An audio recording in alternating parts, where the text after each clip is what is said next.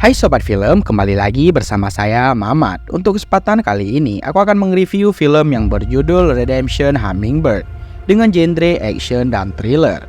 Film bercerita tentang mantan tentara pasukan khusus yang memiliki reputasi buruk dan berurusan dengan dunia bawah tanah London, sehingga menggunakan identitas orang lain dan kemudian menjadi malaikat maut bagi para penjahat. Nah, seperti apakah filmnya? Penasaran? Langsung saja, inilah dia, Redemption Hummingbird. Film akan berfokus pada seorang gelandangan bernama Jason bersama dengan teman sesama gelandangan bernama Isabella, di mana mereka berdua tiba-tiba didatangi oleh dua preman yang datang mengganggu, sehingga Jason segera menyuruh Isabella untuk berlari, sementara dirinya dihajar oleh kedua preman tersebut hingga babak belur.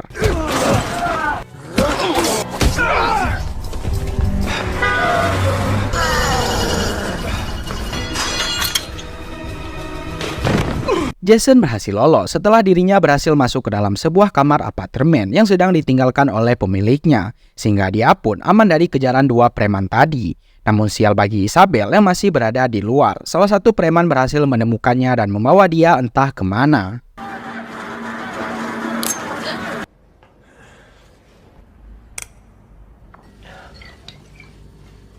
Keesokannya, Jason yang sudah sadar dari pengaruh alkohol pun melihat wajahnya di cermin. 1 tahun tidak bercukur, dia pun sadar jika wajahnya mirip sekali dengan Jason Statham yang seharusnya berkepala botak, sehingga dia pun memutuskan untuk meminjam beberapa fasilitas pemilik apartemen ini untuk merubah penampilannya.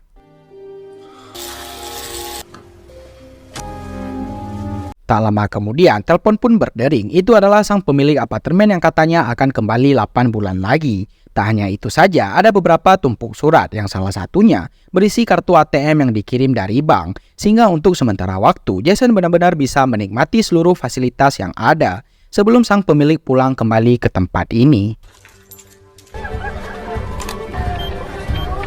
Dengan uang yang diambilnya dari kartu ATM tersebut, Jason bisa menikmati alkohol sepuasnya sesuai dengan kebiasaannya selama 1 tahun ini. Di mana Jason yang teringat dengan Isabella pun pergi ke sebuah pos pembagian makanan khusus tunawisma dan bertemu dengan sang petugas yang merupakan seorang biarawati yang bernama Christina untuk menanyakan keberadaan Isabella. I'm looking for someone.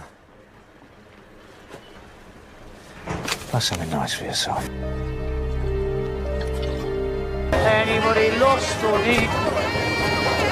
Sadar jika alkohol adalah awal dari segala keburukan yang membuatnya susah waras dan sulit membuatnya mengingat di mana Isabella berada, Jason pun memutuskan untuk berhenti mabuk dan mulai menggunakan fasilitas pemilik apartemen untuk mencari Isabella dengan cara menyebarkan kertas lembaran di seluruh wilayah kota.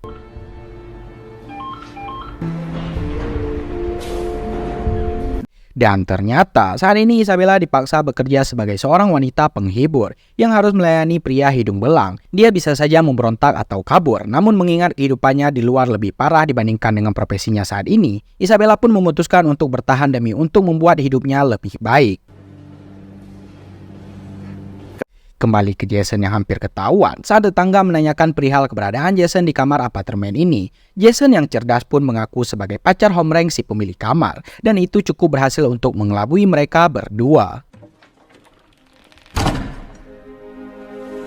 Tak bisa terus mengandalkan fasilitas milik orang lain, Jason pun memutuskan untuk bekerja di sebuah restoran Chinese food. Yang setelah 1 bulan bekerja di sana, Jason sudah terkenal sebagai satu-satunya karyawan yang berani menegur tamu rese, yang tak mau meninggalkan mejanya yang ketika mereka tak terima, maka Jason akan menunjukkan sosok aslinya, sehingga entah bagaimana Jason di masa lalu, ia pun dipanggil oleh pemilik restoran yang melihat potensi besar yang dia miliki. Jason dibawa menghadap seorang rentenir Cina yang bernama Wong, yang sedang membutuhkan seorang penagih hutang yang berani dan keras, tak kenal rasa takut dan bisa berkelahi. Yang setelah mendengar upah besar yang ditawarkan, Jason pun langsung menerima pekerjaan tersebut. You want to work? Yeah. Sebelum memulai pekerjaan barunya sebagai penagih hutang, Jason pun menyempatkan untuk melihat kondisi putri dan mantan istrinya, yang ternyata dia pernah memiliki sebuah keluarga sebelum akhirnya menjadi gelandangan seperti setahun terakhir. Yang karena Jason belum percaya diri untuk menemui mereka secara langsung, dia pun memilih untuk diam dan hanya melihat mereka dari kejauhan.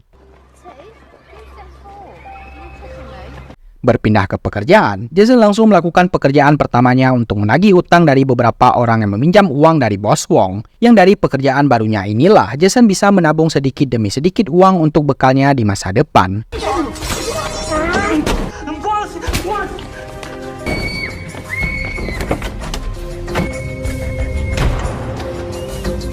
Meski pekerjaannya bukan jenis pekerjaan yang baik, namun setidaknya Jason masih peduli dengan nasib orang lain. Lebih tepatnya teman-teman tunawisma ketika masih hidup menggelandang dulu, sehingga dia pun memutuskan untuk mensedekahkan 2,5% dari penghasilannya, sekaligus membeli banyak pizza untuk dibagikan kepada tunawisma. Who wants pizza? Suatu malam di sebuah Indomaret, Jason pun memberanikan diri untuk menemui sang mantan istrinya, yang nampak begitu terkejut melihat penampilan mantan suaminya yang rapi dan terlihat sukses. Sedangkan dirinya bersama sang anak harus bertahan dengan uang yang sangat-sangat sedikit selama ini. Sempat mengamuk dan melempar barang di sana, si mantan pun langsung terdiam saat Jason memberikan segepok uang dan berjanji akan memberikan lebih banyak lagi ke depannya. Keesokan malamnya, Jason kedatangan Christina yang datang membawa kabar buruk perihal Isabella yang ditemukan tewas di pinggir sungai. Sempat mengamuk dengan menjatuhkan meja, Jason yang tak terima dengan kematian teman dekatnya sewaktu menggelandang pun langsung pergi menemui kedua preman yang waktu itu, meminta secara sopan dan santun agar mereka memberitahu kepada siapa Isabella dijual. Yang jika kata-kata tidak cukup untuk membuat keduanya buka mulut, maka Jason akan memberikan mereka berdua pelajaran hanya dengan seonggok sendok makan. Kedua preman itu pun tak mampu menghadapi seorang Jason yang asal-usul masih misterius, di mana salah satu preman akhirnya mau buka suara tentang ciri-ciri yang telah menewaskan Isabella, yang ternyata ia dibunuh oleh pelanggannya sendiri, seorang pria hidung belang berusia 30 tahunan, memiliki bekas luka di atas matanya dan dikenal sering bermain kasar. Kembali ke pekerjaan, Jason lagi-lagi membrutal saat dirinya sedang menagih hutang di salah satu pengusaha yang nampaknya ingin menguji nyali seorang Jason, di mana ini adalah sebuah kesalahan besar, karena niat awal Jason ingin menagih secara baik-baik, justru inilah yang terjadi. Tepat di saat yang bersamaan, kita melihat sebuah pemandangan berupa pantauan dari sebuah drone yang bernama Hummingbird. Entah drone apa ini, siapa yang mengendalikannya, dan apa tujuannya. Namun tak lama, Christina pun didatangi oleh beberapa polisi untuk menanyakan tentang seorang pria dengan ciri-ciri pria yang sama persis dengan sosok si Jason. Yang karena tidak diberitahu apa tujuannya, Christina pun memilih untuk memberikan keterangan palsu. They said you'd know where to find him. Kembali ke Jason yang masih bersikeras ingin menemukan tersangka pembunuhan Isabella pun mendatangi bos Wong. Mereka berdua menemui seorang wanita Cina yang memiliki peran penting sebagai penghubung bos-bos kaya dan para kriminal jalanan. Dengan jaringan dan informasi yang dimiliki, tentunya tak sulit bagi seorang madam untuk bisa menemukan orang dengan ciri-ciri yang disebutkan. Namun itu tidaklah gratis. Jason diminta untuk melakukan satu pekerjaan terlebih dahulu, yaitu menjadi seorang transporter dan mengantarkan sebuah kontainer berisi paket yang sangat-sangat khusus.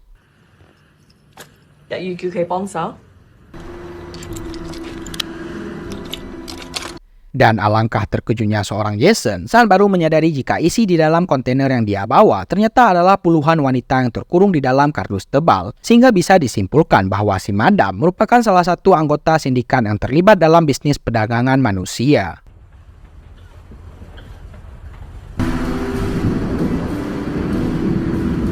Tepat di saat yang bersamaan, anak buah si madam yang bekerja sebagai wanita penghibur pun terlihat sedang menjalankan tugasnya untuk mencari identitas dari beberapa pelanggan. Yang dari sekian banyaknya pelanggan, akhirnya ditemukanlah satu pria hidung belang dengan ciri-ciri yang sama persis dengan yang Jason sebutkan.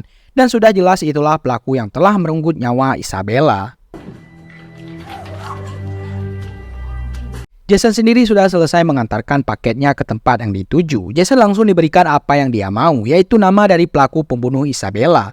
Yang di sini, Jason sangat-sangat merasa bersalah, merasa tidak tega melihat begitu banyak gadis muda diperjualbelikan dan diperlakukan seperti binatang. Namun apalah daya dirinya, untuk saat ini dia harus membalaskan dendam kematian Isabella.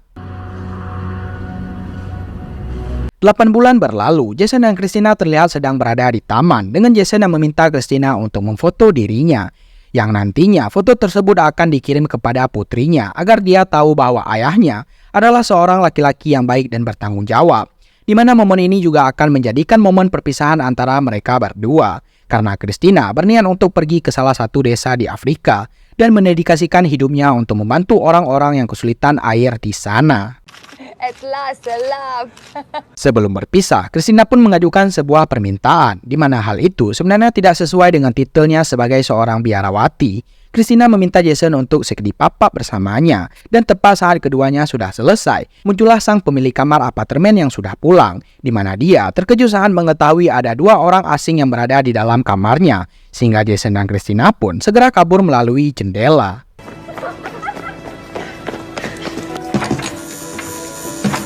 Sebelum melakukan balas dendam, Jason pun pergi ke kontrakan sang mantan istri demi untuk bisa bertemu dengan putri tercintanya, di mana Jason memberikan koper berisi penuh uang yang pastinya cukup untuk mereka mendapatkan kehidupan yang lebih layak.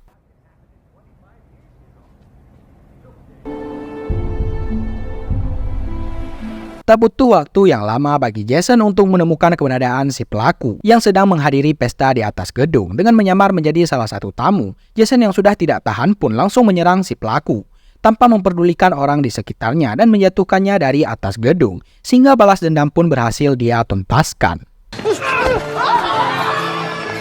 Dan lagi, Jason yang sudah tidak tahu arah dan tujuan pun kembali minum sampai mabuk. Yang secara kebetulan, Christina yang baru selesai nonton pertunjukan balet pun menemukan Jason tergeletak di pinggir jalan dan mencoba untuk menolongnya. Yang di sini akhirnya terungkaplah masa lalu dari seorang Jason, yang ternyata dulunya dia adalah seorang tentara dan sersan. Suatu hari di Afghanistan, dia dan rekannya yang sedang berada di dalam tank pun tiba-tiba diserang oleh sebuah drone yang bernama Hummingbird, di mana hanya Jasonlah satu-satunya orang yang selamat dari kejadian tersebut. Tak terima rekan-rekannya tewas, Jason seketika berubah menjadi seperti monster, membrutal dengan membunuh 5 warga sipil yang tidak bersalah, yang pada akhirnya membuat Jason menjadi buronan militer yang didiagnosa mengalami gangguan mental akibat tekanan perang yang dia alami. Itulah alasan kenapa Jason akhirnya menjadi gelandang selama 1 tahun. Dia tidak bisa kembali ke keluarganya gara-gara menjadi buronan, terpaksa hidup menggelandang di jalanan, sampai akhirnya bertemu dengan seorang gelandangan muda yang bernama Isabella, yang selalu setia menemaninya, sehingga masuk akal jika Jason sangat dendam terhadap apa yang menimpanya.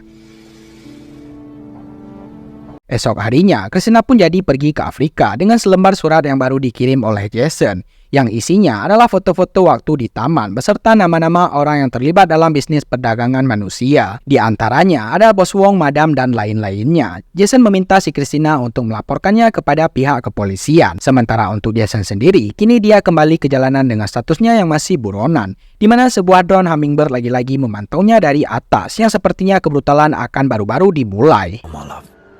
Joseph Smith. Dan film pun berakhir. Sebenarnya filmnya biasa saja, tidak sebrutal film biasanya Jason Statham yang perankan. Namun karena aktornya Jason Statham, ya oke lah untuk ditonton. Bagus-bagus wae tetap filmnya. Ya sudah guys, saya Mamat sangat berterima kasih kalian sudah menonton. Dan jangan lupa subscribe, karena subscribe gratis. See you next time.